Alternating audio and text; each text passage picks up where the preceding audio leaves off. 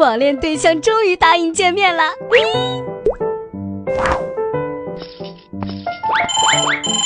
到了，你在哪里啊？我早到了，没看见你啊。我穿的蓝色西装，拿着玫瑰花，你看看有吗？你穿的还挺大众化的。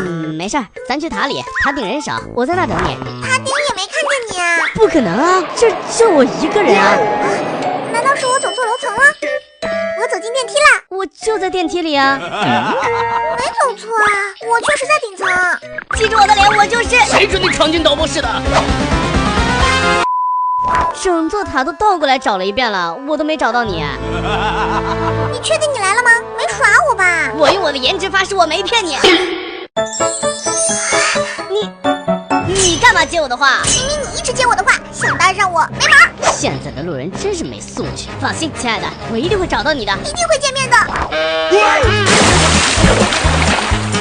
我到了，在哪儿呀？